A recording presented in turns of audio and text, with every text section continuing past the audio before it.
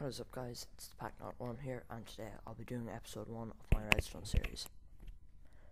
Okay, so first of all, this is the Redstone torch down here. So it's a constant power source, so it's not that useful. And if you put it on a block and have an input going in, you can invert it. It's crafted like this, with the redstone on top stick. Yeah, now the redstone torch can be used to power activator rails and powered rails.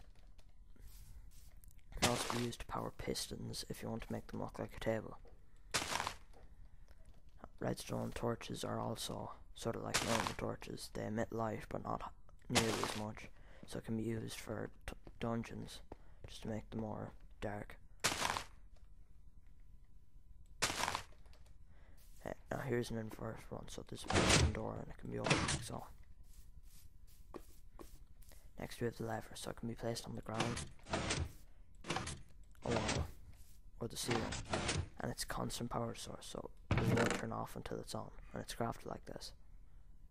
Yeah, so it can be used to turn on lights or make bridges. There are other uses as well.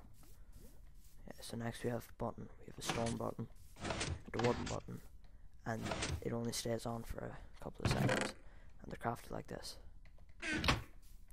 So the only difference except the locks is that the stone button can't be activated by an arrow, but a wooden one can.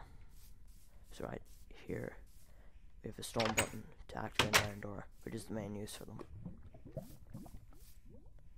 and a wooden button to do that, and the door will stay open until the arrow goes.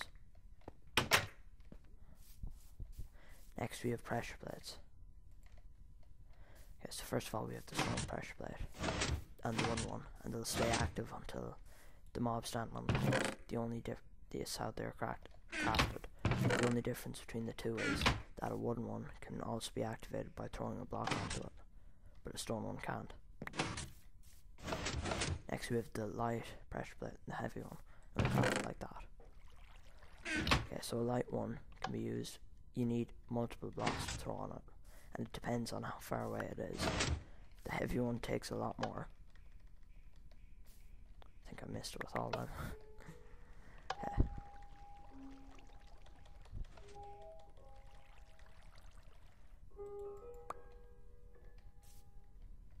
Yeah, I'll just throw the whole thing on. Yeah, so you get the idea anyway. Yeah, so here I have a stone pressure plate active. Here's a wooden pressure plate to get out. That's just because the ground is wooden, it seems better. So right here, there's a little shop. 5 gold ingots equals 9 sword.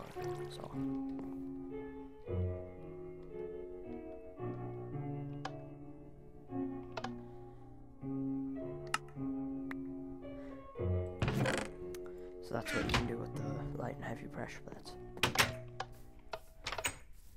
Now here's a little trap. The only way to get out and survive it is to keep jumping, like so, but if there's a ceiling on it, you're stuck. So now here we have detect rails, which are crafted like that, and once the minecart goes over it, it activates. It's the same length of time as a button and a pressure plate. Now here I have a thing set up so that no mobs can go through there, but I can go through it once I activate the detector.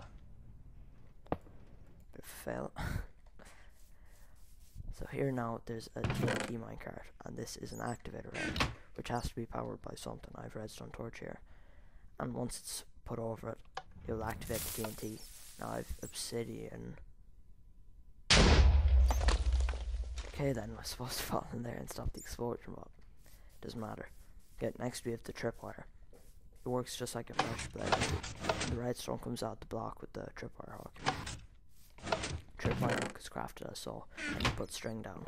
Now there's a really interesting thing here, that if you try and dismantle it with your fist, it will still activate it with shears work. So now, see, it activates it. The main thing with tripwires is they're sort of hard to see, so they're good for making traps with them. Okay, so here, now they're almost impossible to see with gravel. So right here, I have a dispenser. So if you can imagine putting lava in that, actually, I'll test it.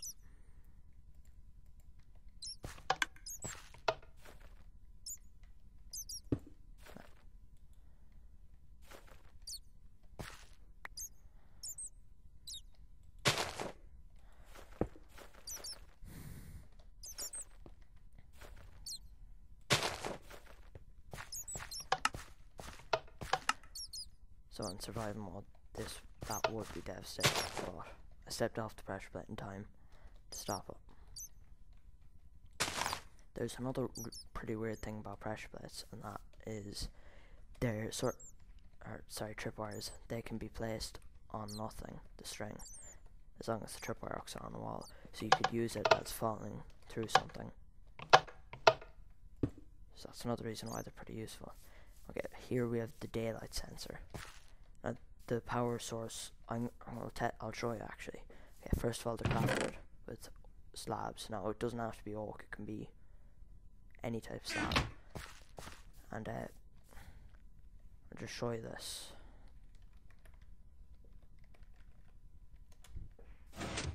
Okay, now see, it stopped the power source here, but because there's a repeater right after it, this one will stay going. So this will work. This one will work for quite a while until about there it'll stop. Okay, so strangely enough, this won't work, and it also won't work if it's coming out the top. Now, even though it's nighttime, it doesn't have to be. Okay, apparently it does. Yeah, so it got mixed up there. Even though there's light above it, it has to be sunlight.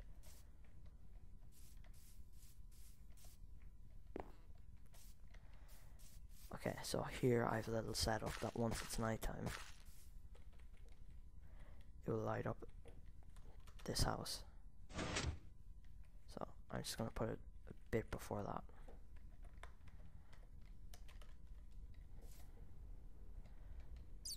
So any time now, once the sun's gone down. Now you can set it to different times by using repeater at different lengths. I have it about 5 blocks. See, right there it goes on. So this is very useful if you have a village in survival mode to stop mobs spawning. Okay, so now here we have the redstone. This is the redstone block. Now it's just like a redstone torch, except it can be it's a block, so it can be moved by pistons, and it doesn't emit any light. So it's crafted with 9 redstone. Now it can be moved by pistons. So here I have a little.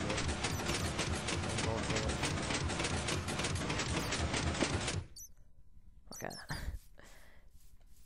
Now here next we have the trapped chest. So it's a very, very big signal. If you see how it is, it'll only go 1 block. So if you want the piston any further, you need a repeater.